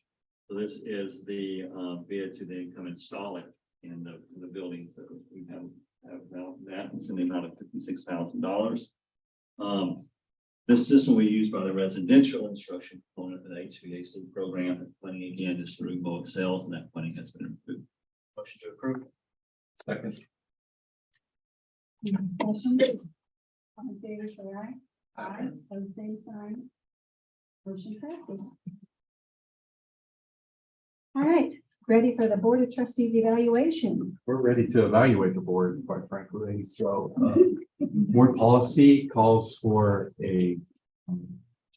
that the board conduct an evaluation of the Board of Trustees. And that occurs on the odd number of years. So this is an odd numbered year. It's time for that evaluation. So in the board packet in tab 14, we have attached the previous board evaluation that is that was sent out. I believe there's a Likert scale. I don't know what the questions are Rachel, always, sometimes. Yeah, it's always, sometimes, never, not observed. So it's the one that Ron's committee came up with. I guess it's almost 4 years now. This process has been done once. It was developed by committee, has done once, so this will be the second time of it. So just wanted to make sure you're okay with this being the survey instrument used. Rachel, could you remind us who that was sent to, or? Yes, and I didn't know, I apologize, but so the way it was set up, which gives a little bit of flexibility there, but typically it was a group of, it was both a self-evaluation and sent out to those who interacted with the board. So board members would fill it out, and then user group would also select a group of folks that would typically ELT, and then, you know, people that you've interacted with over the last couple of years. So I don't remember in the past that we have put it out, but, you know, we didn't put it out to the community. It was just up to the board to decide the group that they wanted to send it to. It was anonymous, it's handled through SurveyMonkey. So, and then the results. No, it's board policy. So, and this is the instrument we have. I think if we were to change it, we would need to do that at a later date. This Right? isn't part of policy, Yeah. the instruments. The It's just the requirement that you guys evaluate, not this particular instrument Oh, okay. or question. And we can, it's not a timely thing, we don't have to do it. If you want to take some time to think about it and return suggestions to us, you know, we could finalize it for the next meeting, or you can say, this is good, let's go do it. I would recommend sending, one way we could do it is send it to the executive leadership team and to everybody that's presented at the board. You know, we can, over the last year or two, we can look at. We know those folks have had some interaction. Desire of the board, do we need to? There's no motion. Just say go. I mean, I wouldn't mind, yeah, DOT, several department heads. I think that we get some good responses from. And I would say even some of these open-ended, I think all employees, like, what can the board do to boost morale among employees at the school? We Well, could- they may not know how we do on these, and it'd be great to just say NA if they don't know, right? But It's not a lot of work to Yeah. send it to more people. Right. It does take time to fill out. So And then how is it when you compile that information? Well, then maybe, can do, and I didn't include because I was asked for the questions. We could adjust how those responses come in. So maybe there, you know, there may not be an NA on all of them, but we could look at what the actual responses are. And if you want to open it to more people, we might want to adjust that a little bit, but I can get that information. we could put it out on the portal though and have, you know, open it up to all faculty, staff and students. Well, we know people are watching via Zoom, so we have, you know, good response to that. It's true. Just some of those suggestions is open-ended, especially like, as you say, if they haven't interacted or watched us, they might not know how we ask questions or what we do, but they might have ideas about how we could be more effective in the community here on campus. And I'd like to capture those pieces. If we could. So we could put it on the portal. Yeah, students. I think I kind of like that idea. I mean, on one hand, I can see this, if you give a survey to absolutely everybody, the responses don't mean anything, but I don't know, really. Granted, especially those open-ended questions, I would really would like to hear what many say about those. I wouldn't have any opposition to putting it on the portal, and those who can send it in, great. Those who don't. Would you recommend even potentially splitting that up where the open-ended went to everybody, but maybe the others didn't, so you didn't? Those who you wanting to hit everyone on just what is necessary, so we don't. I think that's a good idea, because putting out all these questions before you get to the open ending would be a disincentive to completing that survey. So Great idea. Yeah. Dr. Murders has a good idea of the day to have the open-ended questions for the kind of broader audience, and then the targeted group, we could do the full thing. So I did double check, just, it says that at minimum, it has to include the president, vice president, deans, and executive directors, faculty association president, professional staff association president, classified staff association president, and then others relevant to the evaluation process. So it's really up to you guys for any, as long as it includes those groups, you can put it out to whoever you want. Well, I think we've got some good feedback. If it's okay with you, we'll just proceed with the advice that we heard today. And Yeah, we're sending the open-ended questions to everybody. Right. We add one that says any other comments or concerns that you would like to see addressed. Well, like the last one says, whatever. the Whatever- questions- whatever. Oh, I'm Yeah. sorry. missed it That's there. sort of like that. That's sort of like, Yeah. sort of avoided. Yeah, Is that okay? yeah, it's perfect, perfect. Okay. I stopped. Everybody all right with that? All right. Okay, employee compensation for 2024. Again, this is, part of that budget process that we've been talking about. One of our strategic emphasis from the beginning of the year from the board, the direction from the board was place an emphasis on employees, one of our emphasis areas, and retention and recruitment. We know the importance of how we do, what we do here is through good people, like those people that you saw presenting at the meeting today. We can make things happen. So we want to take care of those good employees and attract new good employees. So we're coming forward with a recommendation that Rachel will explain. I'm very, very excited to get to present this. So, it is recommended that the Board of Trustees adopt the following compensation increase for FY 2024 for employees in good standing and hired into their current position before February 1st, 2023. So they had to have been put in the position prior. Number one is full-time faculty, provide a 7% increase to the current faculty salary base for both 168-day, 180-day, and 184-day contracts, and provide one-step advancement on the updated salary schedule unless they're at the maximum step for faculty that are eligible for a step. Number two would be non-instructional full-time staff, provide a 6% cost of living adjustment plus a 3% competitive market adjustment for full-time classified and professional staff. Number three is permanent part-time classified staff, a 6% increase. 4, adjustments as appropriate for educational attainment, professional development activities, job reclassifications, and or equity, which is the same language that we use every year. The above compensation package has been taken into consideration in the development of the fiscal year 2024 budget. It is recommended that the Board of Trustees approve the compensation increases pending final approval of the FY 2024. So note there was a typo that in the Yeah. third line, 2022 should be 2023. So it's those employees that were just hired would not be eligible for a. With the exception, I say faculty that are hired, they would, while they won't get a step, they would be subject to whatever the new base The new is. So, salary schedule. so they would, and it's potential that faculty hired after February would still see a piece of this. So. When I was thinking of our coaches who've been half-time, but now they're gonna be full-time. They're hired already, and so. Yeah, so, well, they would be basically a new offer to them. So that would be effective July 1st. So whenever I make offers past February, I take the current compensation structure in mind. So they may not get a full increase, but we do take that, put that equity in mind when we make an offer. So that they don't come in significantly behind. Right. But also the goal is to make sure that our employees who have been here benefit from that and people are coming in behind them. So. Right, and I was thinking since they already worked for us, had been part-time, but that's why I was kind of like, yeah. Yeah, but with that position, and it'll be taken into consideration, but they'll get a new offer. So it really will be a new full-time position. So that's a good question. Yeah. Any other questions? I mean, we really appreciate, I know I missed the board meeting where you guys talked about really pushing towards the employees, but we really appreciate that consideration. I know, like I said, this is a really exciting, this is a big deal to be able to present this, so.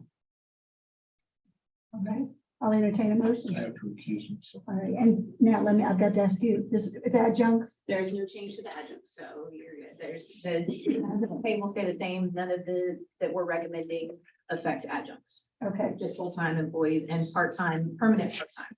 all right. Okay. I didn't know what you- Yeah, no, it's a good question. I'm good, I should, You're I can good. do it. You're Okay, good. all right, okay. So motion to accept this, did I have? Almost, okay, I'll second. all right. Any other discussion before we move on? I think we when we set the tuition rate, this was what we had in mind in setting tuition rates. So that the budget adjustments have been considered and taken with this in mind. We value our employees, that's for sure. Want to show them. Okay, all in favor, say aye. Aye. Those same sign. Motion passes. Will we be talking about as a single point? Is that like a further thing down We the just road? had an increase for the adjuncts last year, so we felt like in this year's budget discussion, we're probably okay. So military Note tuition, that, in absent. military tuition rate. Our work session, it's recommended the Board of Trustees. So part of tuition is approving military tuition rates. We did not do that last month. We're doing it this month. So it's recommended the Board of Trustees approve the following military tuition rate. The tuition rate for federal individuals under 38 U.S. Section Code, anyway. Whatever. The U.S. Code 379 veterans benefits, including Blackman Air Force Base, active duty personnel, their spouses, and dependent children who do not meet in district resting requirements, is set at the board approved Missouri resident tuition rate. That's what we've done in the past. Additionally, the online differential tuition will be waived for the students designated above. And it's the part of this, it's waiving the online tuition differential. While approval of the military tuition rate will be effective for the fall 2023 semester for the summer 2024 semester. Second. And we did discuss this in work session. Were you able to do? Do you have any questions? Justin, don't want to put you on the spot, but, okay. Any other discussion? All in favor, say aye. Aye. Same sign. Motion carried. Yes,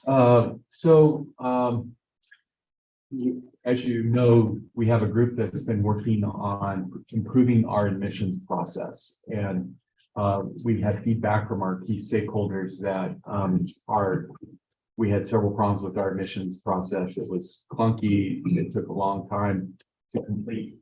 It took as long as 26 days to complete an admissions application. And we had a large number of students in the queue just unable to compete. 500 or 600 students hanging in the queue. So we had a team that re-engineered the system. They rolled out some fixes, and more fixes are to come, including that placement discussion that we talked about earlier. And this first phase requires a change in policy. And so policy 2210, and I believe it's in tab 17. So policy 2210 referred previously to open enrollment, but we're really not an open enrollment position. There are requirements to enroll for classes. Prerequisites, placement test, nursing program application, etc. We are an open admissions program, so this policy is being recommended to change to add open admissions in place of open enrollment to reflect the accurate practice. There is a large regulation accompanying this that's also being changed, but that goes through the process. So that's the recommendation today. Entertain a motion. To approve. Your second? Second. Any other discussion? I think it's a great move. Yeah, we want to get those students in. All in favor, say aye. Aye. Pose same sign. Motion carried. April is nationally Community College Month, and we're proposing that the Board of Trustees declare April 2023 as State Fair Community College Month. I could read that proclamation to you in my best proclamation reading voice, but you all have read that. But we do plan to, if you do pass this, we'll use that as kind of the baseline for some marketing promotions that Brad and his crew are planning around the community college. So. this is Sure you don't want to read it? I read a few myself. Would you like to read it? No, I don't. I mean, Okay. All right, before we have to hear it read. They always, Mark? it's so small, but it always feels like it takes forever. Uh-huh, to read. yeah. I practiced in the office, by the way, so I'm ready to go. Anybody that wants to hear him, you're reading it 8 o'clock tonight. Do I hear a second? Second. Amy made the motion, is that right? Uh-huh. Okay. All in favor, say aye. Aye. Opposed, same sign. Awesome idea. All right, in terms of president's report, I'll keep it relatively brief. One is a business item. The Dom Museum has an acquisitions committee that meets, I believe, quarterly. And that group makes recommendations about acquisitions for the Dom. It's kind of a fun job. And there is one board member on that active acquisitions group. So if you're interested, is it okay if they just let you know? And then if there's more than one, you can decide. Okay. If you're interested in that, let Patty know and she'll, and then we'll get you on the invitation for Is that that. the one Randy was on? Randy was on that previously. Those acquisitions then once a year are brought back to the Board of Trustees and you all will accept them as college property. So you'll be involved in that process as well. Yeah, I'm good. Anybody else interested? All right. Oh. Oh, okay. Wow. Thank you, guys. We have been working on a congressional directed spending request. That's a federal government program where congressmen, congresswomen, or senators, the senator version is called has a different name, but can direct specific federal funding to projects in their district. And so we have, with Jolene's great leadership, we have put together, we contacted all of our representatives, engaged them in the process. We submitted proposals to Representative Luke Meyer and to Representative Alford. Unfortunately, both of our proposals were declined. Representative Luke Meyer was very supportive, but part of the funding was for the farm and for the cat building, both facilities that weren't in his district. So he didn't feel comfortable in including that, but he would support it if somebody else did. And then Representative Alford has decided not to do congressional directed spending this year. So it's not that our proposal was bad. He likes our proposal, supportive of it, wants to help. We're going to bring him on campus, showing him around, engage him further. Maybe at a future time he will do this, but at this point in time, as a new congressman, that he's not dealing with those congressional directed. So we had a team that put together a great proposal. I thought it was a $500,000 project, $2.5 million for the farm, $2.5 million for the cat. We also had 15 or 16 letters of support from people in industry that were willing to write a letter to Congress to support this project, including the Corn Growers Association, Missouri Farm Bureau, big wigs in the ag industry. We will be able to use that support in other projects and we'll be seeking other funding options. So it's not a wasted effort and it was good effort, but we're disappointed it wasn't approved. But, we gave it a good shot. Thank you, gentlemen. Do we know if that was the same effect statewide with other congressional districts? Representative Luke Meyer does. He does congressional directed spending. I didn't know In if, like his area. Representative Smith or Wagner or if we saw them in those college Yeah. districts. as So well. I think some do some. I don't know. We just focused on. Yeah, Richard and Patty attended the Farm Fest. It was. Tom, yeah, thank you. Sorry, Tom. You were sitting clear at the back. I forgot it. yeah. It was a wonderful time. We had a great crowd. And the food was magnificent. And the band was loud. And Good. Richard in the dessert dash decided against dashing for alcohol this year like he did in the past. And It was all embarrassing and everything, and he got the best chocolate cake.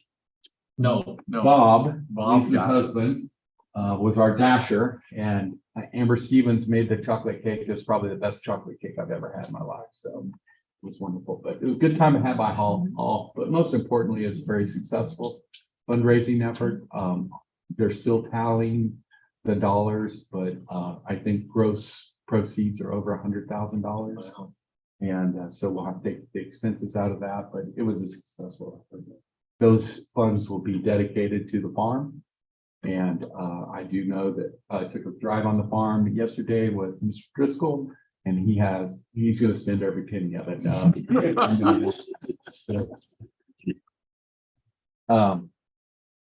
One last thing, in our federal advocacy, one of our priorities that we communicated to our legislators was, in addition to the farm bill, which is up for reauthorization this year, to add $150 million for a community college jobs training program.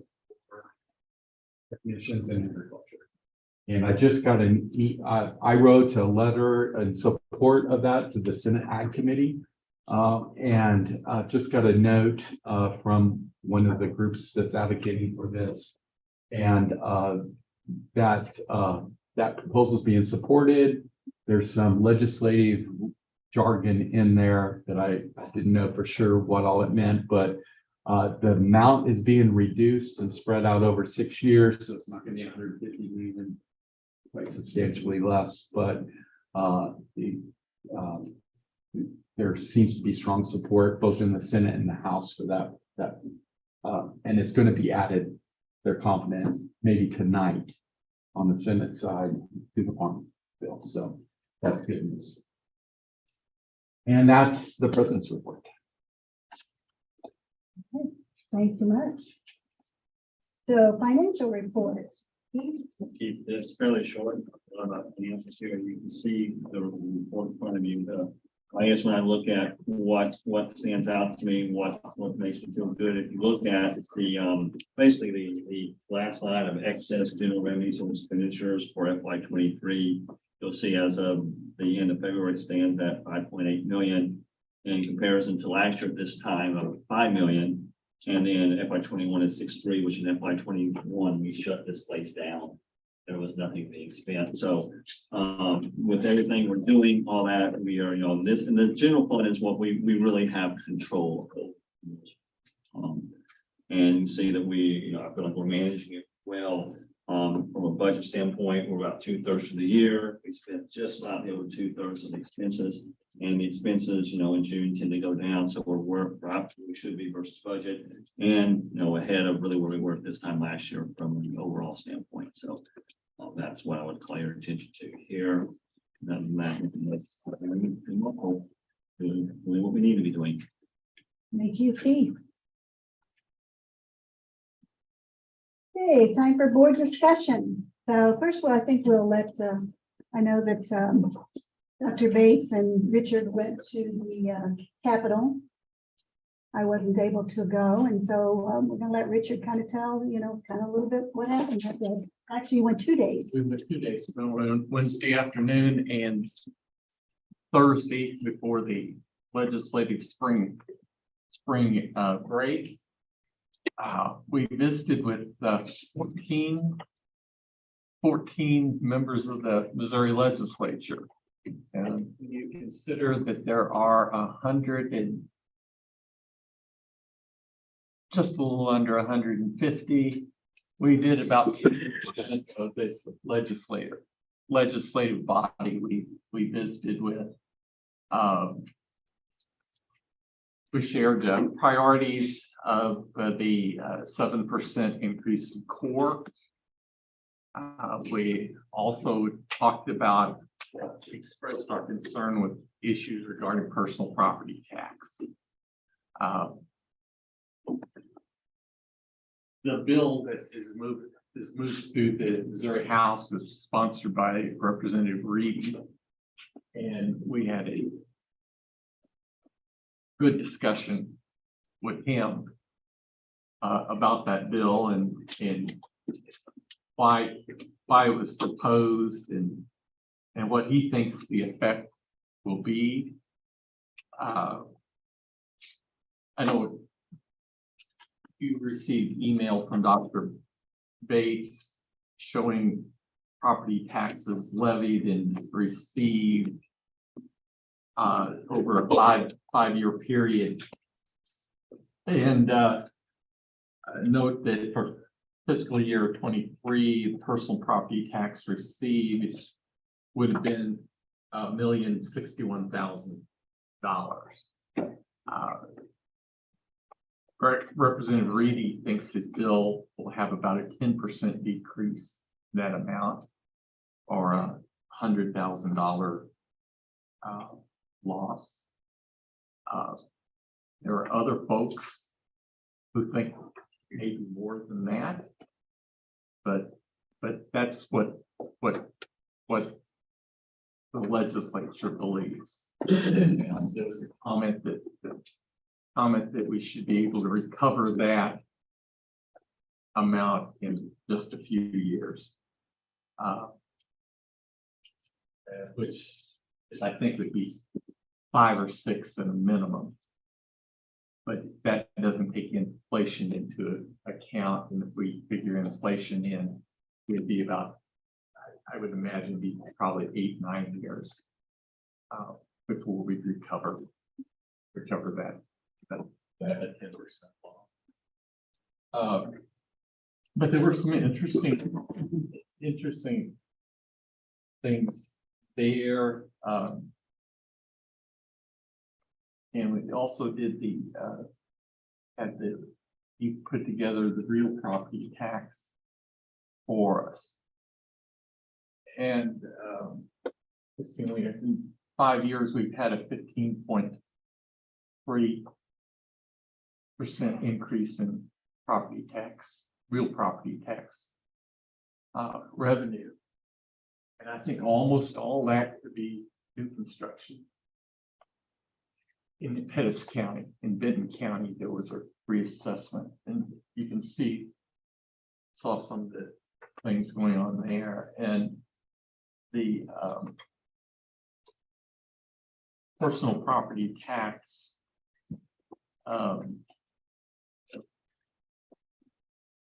Well, I'm concerned about it. There was the 21.3% increase over 5-year period. And the bulk of that has been in the last 2 years.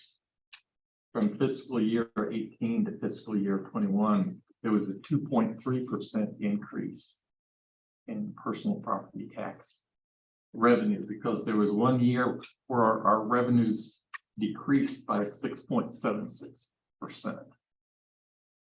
It's also been probably noted that our levy has decreased by 3.4%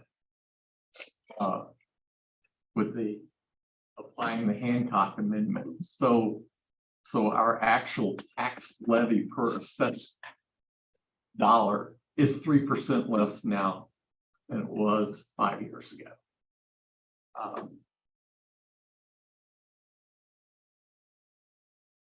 What it will do in terms of legislative advocacy, I think we're going to need to monitor the actual bill that comes out, and then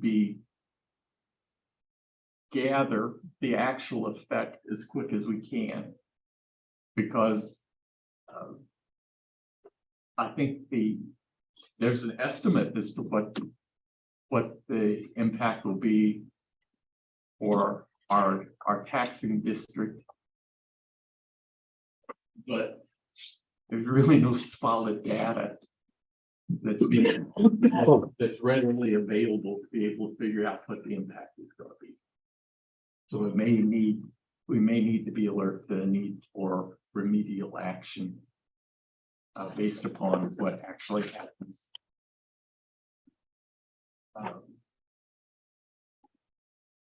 On that. So given our length, I'm not going to go into it anymore, but we did have significant visits, very interesting visits, very different visits with each legislator had a different, were coming from different places. And it was very, very interesting to get a sense of what was important to each of the legislators. They were all very supportive of State Fair Community College. Yes. And we appreciate that and want to know how they could help. Yes, please. Indeed. Well, thank you for making that visit. Noting that ACCT will be in October, I believe the dates are 9th or the 12th or something like that. And so we kind of have heard maybe there might be some people presenting.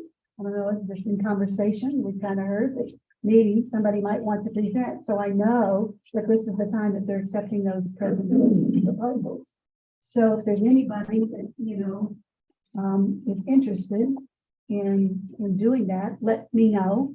We'll get a group together and it'll be in Vegas. I received a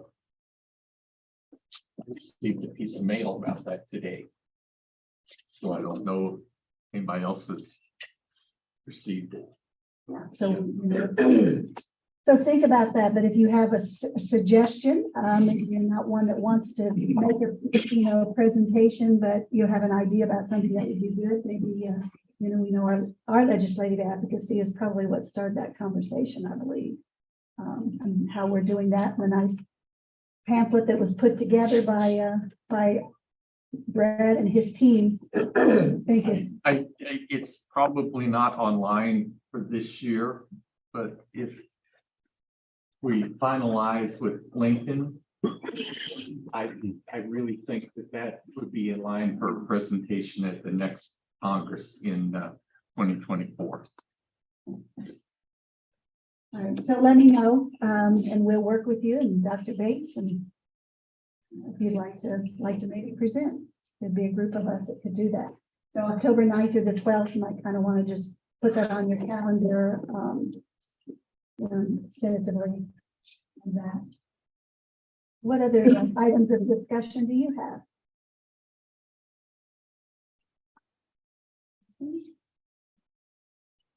Okay, well, our next board meeting will be held on Thursday, April 27th at 5:30. They'll determine whether or not we need a work session. At this time, we probably don't anticipate. Don't anticipate one already. Anything before we go into a closed session? Just as an update with the Lincoln, since you mentioned that, is they had their legal look at it, and I just reviewed it again today and found just some real minor stuff, all the revisions and impact. So the expectation is we'd be signing that no later than first week in April is the desire of the presidents. And so we're pushing to make that happen. So it's really, really close to signing at least the MOU and start.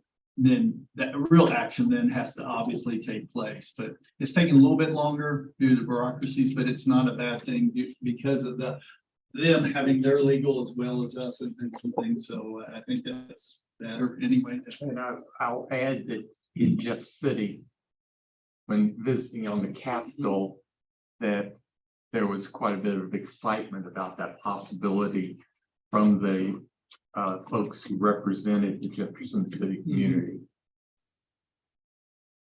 So we can need to make a big deal. Yes. Of it. Thank you for letting us And know. probably one of the strongest things we have is keep kudos to Brad is the marketing aspect that both institutions, they're ready to go. They've got their stuff.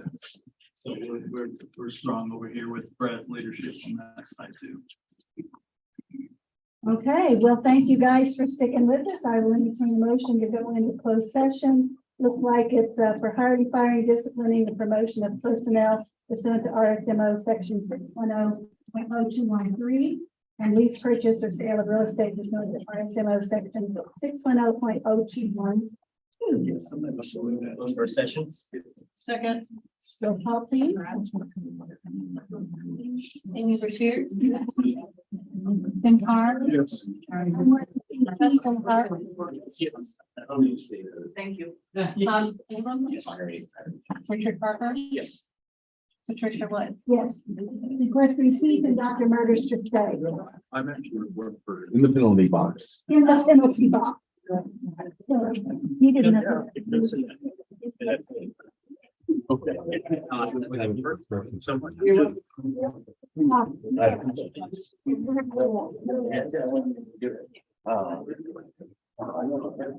I'm not sure who he works for now, though.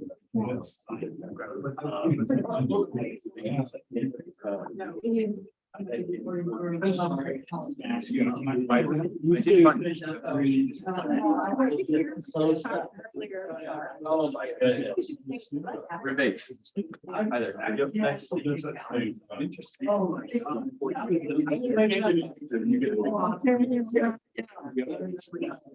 So you had that reporter look about this. Is that what you doing?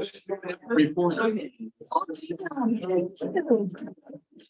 Absolutely, yeah. We hope it's already over supper, but. No problem. Yeah. It's great to. Serve.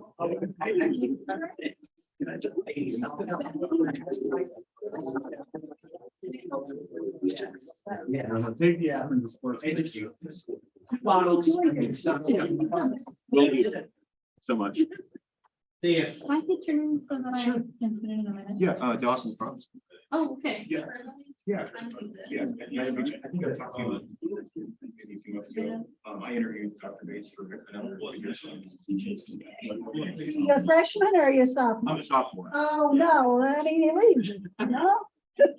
Of course. No problem. I'm here for Sarah Daniels news reporting. Yes. So we actually have to cover an event and then write it. Oh, so you're not gonna be our monthly person, huh? Oh, no, no. Oh, it's fun. Yeah.